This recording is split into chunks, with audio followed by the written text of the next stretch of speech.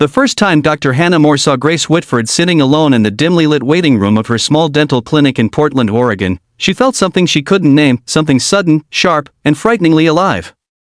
It wasn't just the way Grace's hands trembled as she held her appointment slip, or the way her eyes seemed to hide a storm no one else could see.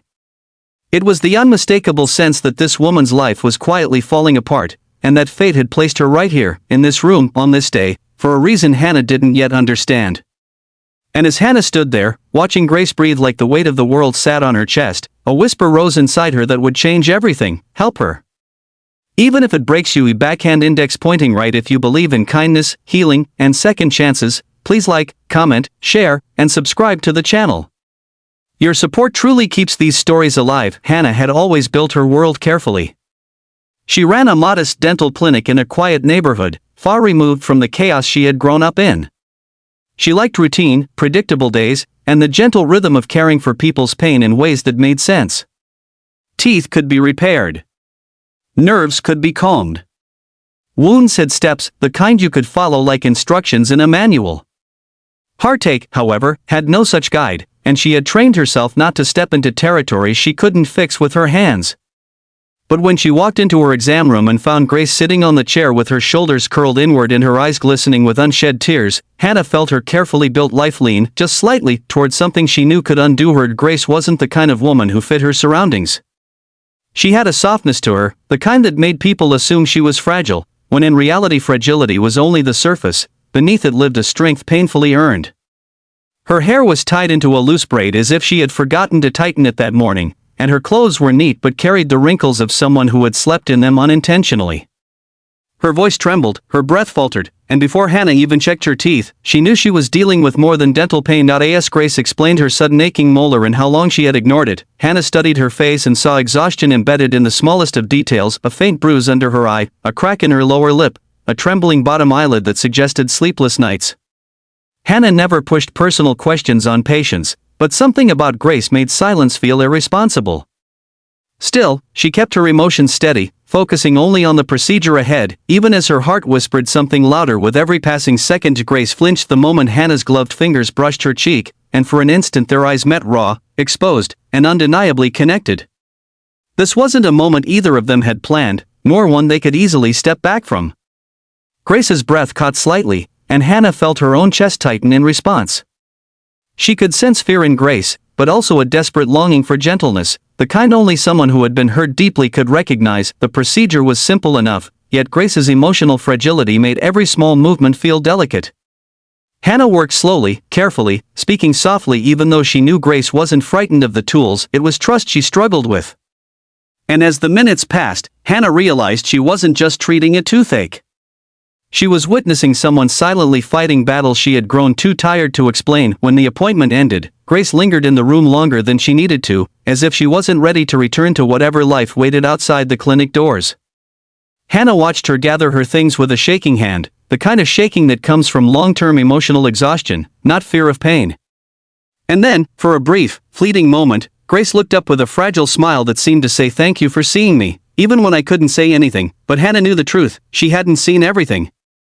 Not yet. Over the next few weeks, Grace appeared again and again, each time with some small dental concern that didn't need urgent attention. It became obvious she wasn't there for treatment alone. Her visits were cries for grounding, for a space that felt safe, something she had lost somewhere in the maze of her life. Hannah never asked questions, but she always welcomed her warmly, allowing Grace to sit in the waiting room long after her appointment was over, sipping water, breathing normally again. One rainy afternoon, Grace entered the clinic with her coat soaked and her eyes swollen, as though she had run through a storm far darker than the one outside.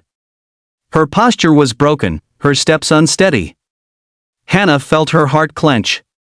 Something terrible had happened. Grace didn't speak. She didn't need to.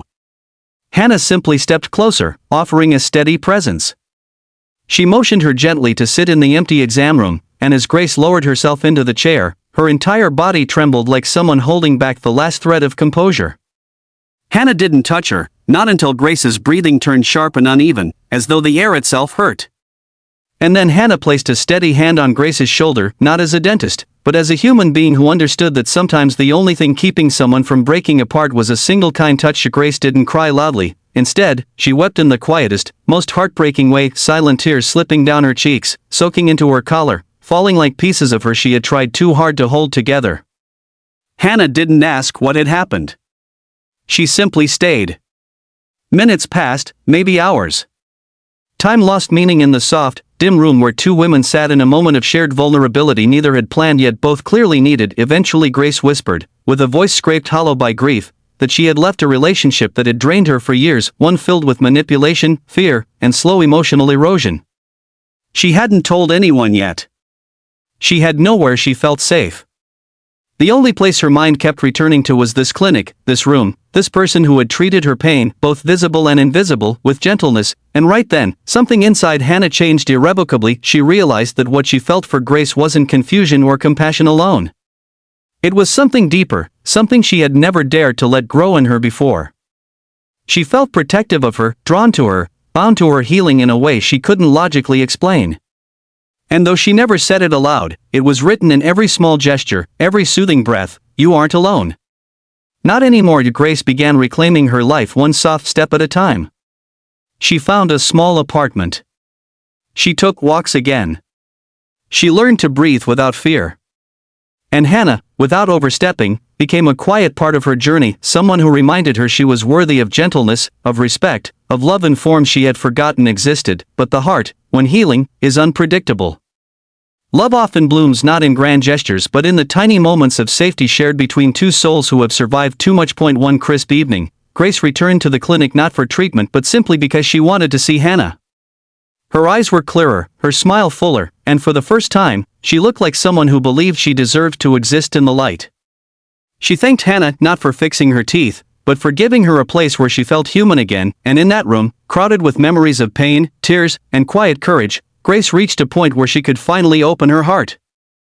Not with dramatic words, not with confessions, but with a soft, steady closeness that said everything. I found myself again because someone cared enough to stay. From that day forward, their lives intertwined in small, delicate ways, two women who had walked different paths yet somehow met exactly where they were meant to. Their connection was built not on intensity, but on gentleness, trust, and the kind of unspoken understanding that only forms between souls who have been broken and rebuilt.